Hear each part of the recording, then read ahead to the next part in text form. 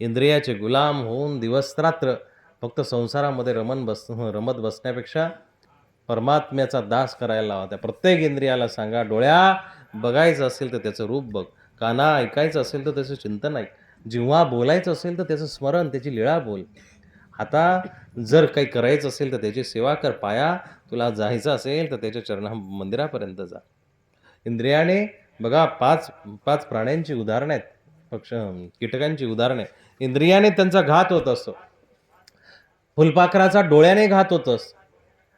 ते डोळ्याने इकडं-तिकडं भरकटत राहतं आणि सदैव त्या डोळ्यामध्ये तिची अतृप्तता असल्या कारणानं ते फुलांमध्ये भरकटत राहतं, नेहमी भरकटत राहतं आणि मग त्या भरकटण्यामध्येच त्याचा मृत्यू होऊन जातो.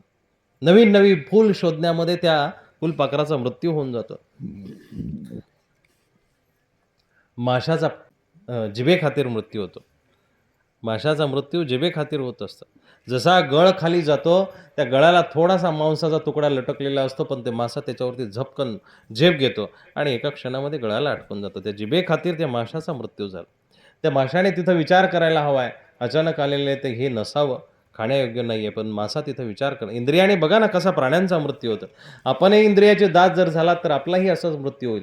पण इंद्रियांचे दास होण्याऐवजी इंद्रियांना आपलं जर दास केलं तर नक्कीच तो दासानुदास असलेला परमात्मा, सगळ्यांचा हितक्ष असलेला गतीर बढता प्रभू साक्षी, तो आपल्याला भेटल्याशिवाय राहणार नाही.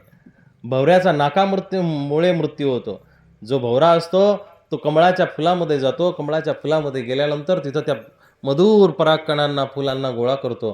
पण संध्याकाळ जशी होते त्या पाकळ्या कमळाच्या मिटत जातात आणि मग तो विचार करतो की आता ह्या पाकळ्या मिटतायत, उद्या सकाळी काही ना काहीतरी उजेड होईल आणि आपण बाहेर पडू. परंतु त्या श्वास घेण्यामध्येच इतका रत असल्याकारणाने जेव्हा त्या पाकळ्या मिटल्या त्यावेळेस त्याचा श्वास तिथं गुदमारला जातो आणि तो भवरा तिथं मेला जातो. इंद्रियाने मृत्यू आहे. हत्तीचा स्पर्शाने मृत्यू होतो. कामोत्तेजक स्पर्शाचा हत्तीला खूप सवय झाल्या कारणानं तो हत्तींच्या पाठीमागं सदैव पाठीमागं फिरत असतो आणि त्या स्पर्शाखातीर हत्तीचा मृत्यू होतो. हरिणाचा कानाने त्याला ज्यावेळेस कुठं मधुर ध्वनी ऐकायला येईल ना, तिकडं तो वेधतो आणि मग तिथं शिकारी बसलेले असतात, त्याची शिकार करतात. जेवढ्या इंद्रियांचे तुम्ही दास व्हाल, ज्या इंद्रियांचे तुम्ही दास व्हाल, ते इंद्रिय तुम्हाला पराजित केल्याशिवाय राहणार नाही. म्हणून इंद्रियांचे दास होऊ नका, परमेश्वराचे दास व्हा, परमार्गाचे दास व्हा, साधूचे दास व्हा, संताचे दास व्हा. ती सेवा करायला लागा. ती सेवा करणं गरजेचं आहे. एवढं जरी आपल्याला कळलं दादा आणि फक्त पंचनाम आपण घेतलं आणि वर्ष 6 महिन्यातून साधू संतांची, गुरुची भेट घेऊन आपण त्यांची सेवा केली, साहेब उद्धार झाल्याशिवाय राहणार नाही दादा. उद्धार झाल्याशिवाय राहणार नाही. वेगळं काही करायची गरज नाही. पण अनन्य भावाने आपण परमात्म्याला भजत नाही, अनन्य रीतीने त्याची सेवा करत नाही आणि मग भाग्य आपलं असंच ताटकळत राहतं. परमात्मा प्राप्तीसाठी आपण निघालेले आहोत, तर परमात्म्याला एकनिष्ठ भावनेनं भजणंही गरजेचं आहे. मानवा हो दास निशिदिनी श्रीहरीचा, नको करू रे नाश आपुल्या जीवनाचा. उठ सावध हो खडबडोनी, जरा एक कान उघडोनी. तुझे सुकृत होते म्हणूनी, नरजन्माला चालोनी. असा बहुमोलाचा, नको करू रे नाश आपुल्या जीवनाचा. मानवा हो दास निषदिनी श्रीहरीचा, नको करू रे नाश आपुल्या जीवनाचा. परमात्म्याचा दास होणं गरजेचं आहे. आपल्या जीवनाचा नाश करत बसण्यापेक्षा त्या परमात्म्याला म्हणा, हे हरी मैं जैसे तैसो तेरो. जसं असेल मी तसं तुझाच आहे. आणि मग बघा, विचार करण्यासारखी गोष्ट आहे की आपण आज पहिल्यांदा जन्माला आलो का हो?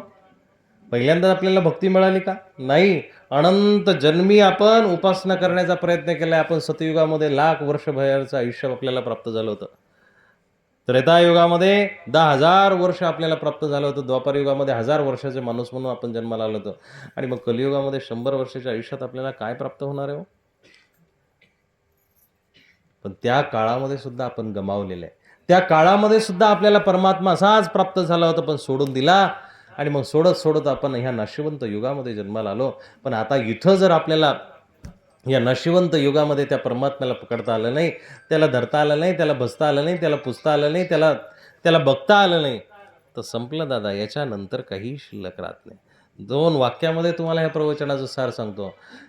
ज्या व्यक्तीला कळलं की भगवंताची भक्ती, ईश्वर भक्तीच ही खरी आपली सर्वोत्कृष्ट साधना आहे, समजून घ्या त्याचा जन्म शेवटचा आहे. कृष्णाची भक्ती, सर्वज्ञ श्री चक्रधरांची, दत्तात्रय महाराजांची भक्ती ही शेवटची भक्ती आहे आणि हीच भक्ती परोपकारी श्रेष्ठ आहे. हे ज्याला कळलं, समजून घ्या त्याचा शेवटचा जन्म आहे. पण हे ज्याला कळलं नाही तर त्याचं पुनरपी जननम पुनरपी मरणम हे चालूच राहणार, चालूच राहणार. हे बदलू शकत नाही. म्हणून बाबांनो, आपल्या जीवनाचा उद्धार करा. जीवनाला आकार देत असताना परमात्मा आपल्या मुखामध्ये कसा येईल, परमात्मा आपल्या जीवनामध्ये कसा येईल, याच्यावरती ध्येय, याच्यावरती लक्ष केंद्रित करा. परमात्मा कसा आपल्याकडे आकर्षित होईल याच्यावरती लक्ष केंद्रित करा. नाही तर पूर्वजन्मीचं पाप पुढं टपलेलंच आहे. पाप दोन्ही बाजूला चालत असतं, पुण्य आणि पाप दोन्ही सोबत चालत असतं. धृतराष्ट्राने एका बाजूला पुण्य केलं होतं की राजा होईल, काय एका बाजूला पुण्य केलंय की राजा होईल, पण एका बाजूला असं पाप केलेलं आहे, अभागी बाप म्हणून जन्माला आला की 100 पोरं तुझ्या डोळ्या देखत मारल्या जातील. तुला डोळे नसताना सुद्धा तुझ्या हृदयातला, तुझ्या शरीरातला प्रत्येक कण कण रडेल. हे पाप आहे, पाठीमागच्या जन्मातलं हे पाप आहे. आणि एक पुण्य असं आहे की राजा म्हणून तू जन्माला असशील. म्हणून हे दोन्ही सोबत चालणार आहे. आज नरदेह लाभलेला आहे, सुंदर देह लाभलेला आहे, लाख करोडी काया दिनी अंग अंग अनमोल. इतकं सुंदर आपल्याला लाखा मोलाचं करोडोचं शरीर भेटलेलं आहे. पण दादा, या शरीरामध्ये जर विषद्रव्य टाकत असाल, या शरीरामध्ये तंबाखू टाकत असाल, विडी सिगरेट टाकत असाल, दारू टाकत असाल, मद्यप्राशन करत असाल, चुकीच्या शिव्या गाळ्या टाकत असाल, दुसऱ्यांचा हेवा टाकत असाल, या शरीराची कचरापेटी करून टाकली आपण. ही कचराकुंडी, उकिरडा बरा, आपल्यापेक्षा उकिरडा बरा. कमीत कमी तो 6 महिन्यांनी जेव्हा ते खत होतं, ते खत पिका पाण्याला जातं आणि त्यातून पीक उभारी घेतं, ते अन्नाच्या रूपामध्ये परिवर्तित होतं. पण ह्या देहाची एकदा कचराकुंडी झाली की ह्या देहाला कोणीही जपून ठेवत नाही. आपल्या घरातलं एखादं मेलं आणि मेल्यानंतर कितीही प्रिय असू द्या, कितीही प्रिय असू द्या, एखादा जर बाहेरचा पाहुणा आला, अरे तू इतका रडतोय, तू इतका गागतोय, तुम्ही इतकं त्याच्यासाठी गळा काढताय, मग तो जर पाहुणा जर म्हटला ना, आई मी 5 लाख रुपये देतो तुला, हे हे डेड बॉडी तुझ्याजवळच राहू दे. ते थोड्या वेळ थांबल, बाबा 5 लाख रुपयांनी 10 लाख रुपये देतोय, हे वास यायला लागला, हे पटकन तुम्ही इथून हटवा. आपण त्याची नश्वरता जाणू नये की एकदा मेलंय ते मेल्याचं काय होणार आहे. मेल्याचं आपल्याला काही कामाला पडणार नाही. मेलंय म्हटल्यानंतर आता त्याचा काहीच आपल्याला उपयोग होणार नाही. त्यापेक्षा फेकून दिलेलं बरं. मग कितीही जीवलग असलं, जवळचं असलं, सोन्यासारखं जरी असलं, पण एकदा श्वास निघून गेला की ते मातीसारखं होणार आहे. मग माती मोल आयुष्य करण्यापेक्षा दादा, आपल्या जीवनाला ईश्वर अर्पण करा, श्रीकृष्ण अर्पण करा. हे जीवनाचं सगळ्यात मोठं सार आहे. आपल्या धर्माचा अभिमान बाळगा. धर्माचा अभिमान ठेवून धर्म जितका पसरेल, धर्मासाठी एकत्र या. ज्याच्यामध्ये सेवा नाही, ज्याच्यामध्ये भाव नाही, ज्याच्यामध्ये नम्रता नाही, ज्याच्यामध्ये आचरण नाही, दादा दादा, ते फक्त जिथं जागतं धड आहे. हे प्राण्यासारखं धड आहे. भाकर तर प्राणीही खातात ना हो, जनावरच जगतात, तेही गवत खातात, तेही काही ना काहीतरी खात असतात, तेही झोप घेतात, त्यांनाही लेकरं बाळ होतात, त्यांनाही भीती वाटते, त्यांनाही स्वभाव आहे, तेही डरकाळ्या मारतात, तेही युद्ध करतात, तेही भांडणं करतात. आपल्यात आणि त्यांच्यामध्ये काय फरक आहे हो? त्यांच्यातला आणि आपल्यामधला हाच फरक आहे की आपल्यामध्ये भावना आहे आणि ती भावना आपल्याला परमात्म्यापर्यंत पोचवायची, ईश्वरापर्यंत पोचवायची. आणि ज्याची भावना परमात्म्यापर्यंत पोचली त्याच्या जीवनामध्ये परमात्मा अवश्य अवश्य येतच असतो. 100% तो आल्याशिवाय राहणार नाही साहेब. एक दिवस त्याचा साक्षात्कार तुम्हाला होणार म्हणजे होणार. म्हणून आता जे नुसते 2 हात जोडत असतील त्यांनी कपाळ वाकवायला शिका. जे कपाळ वाकवत असतील त्यांनी कान फुकायला शिका. उपदेश घ्या. असे मोघम जगू नका, असे अर्धवट जगू नका. अर्धवट आयुष्य कुणाच्याही कामाचं नाही आहे. 7 फेरे एखाद्या पतीसोबत मारायचे, एखाद्या व्यक्तीसोबत मारायचे आणि तसंच माहेरला राहायचं. तिला कोण म्हणालं ती पत्नी कोणाची म्हणून? नुसतं नावाला लग्न झालं, पण लग्न पाळलं का? पाळलं नाही ना. जो व्यवहार पाळायला पाहिजे होता, जो रीतिरिवाज चालू होता तो पाळला नाही. तसं परमात्म्याचं नाम तर स्वीकारलं किंवा नुसतं त्याची भक्ती करतोय, सकाळ संध्याकाळ देवपूजा करतोय, पण विधिवत त्याला स्वीकारलं नाही. त्याच्याकडं विधिवत त्याची भक्ती केलेली नाही, विधिवत त्याचं नामस्मरण केलं नाही, तुम्हाला कोण भक्त म्हणेल हो? तुम्ही विभक्तच आहात. म्हणून बाबांनो, आपल्या जीवनामध्ये जेवढं जमेल तेवढं भक्तीचा आश्रय घ्या. संपलं. जेवढं जमेल तेवढं. जेवढा जमेल तेवढा परमात्म्याचं चिंतन करा आणि जेवढं जमेल तेवढं ईश्वराला शरण जाऊन आपल्या जीवनाचं भलं करा.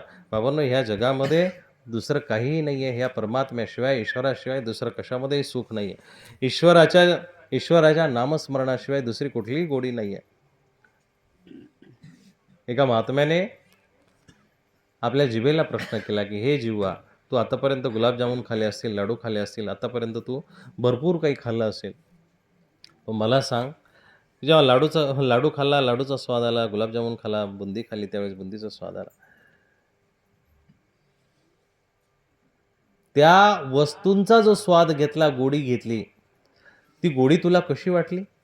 ते जिव्हा म्हणते, "खूप अप्रतिम. प्रत्येकाची एक विशिष्ट गोडी आहे. प्रत्येकाची एक वेगळी चव आहे. पण हे जिव्हा मी तुला प्रश्न विचारू शकतो, तू म्हणते अप्रतिम आहे सगळ्यांची गोडी. पण कृष्ण नामा इतकं तुला गोड काही लागलं का गं? चक्रधरांच्या नामा इतकं तुला कधी काही गोड लागलं?" ते जिव्हा म्हणते, "नाही. हजारो पदार्थ खाल्ले, पण आतापर्यंत त्या नामा इतकी, त्या त्या नाम उच्चारणा इतकी गोडी मला कशातच प्राप्त झाली नाही." खऱ्या भक्ताचं हे लक्षण आहे. त्याला नामस्मरणामध्ये गोडी वाटते. त्याला परमात्म्याच्या चरणापर्यंत जाण्यासाठी गोडी वाटते. त्याला नवे नवे ईश्वराच्या भक्तीमध्ये रमण्यामध्ये गोडी वाटते. आणि असा जो भक्त आहे तोच भगवंताला प्रिय आहे.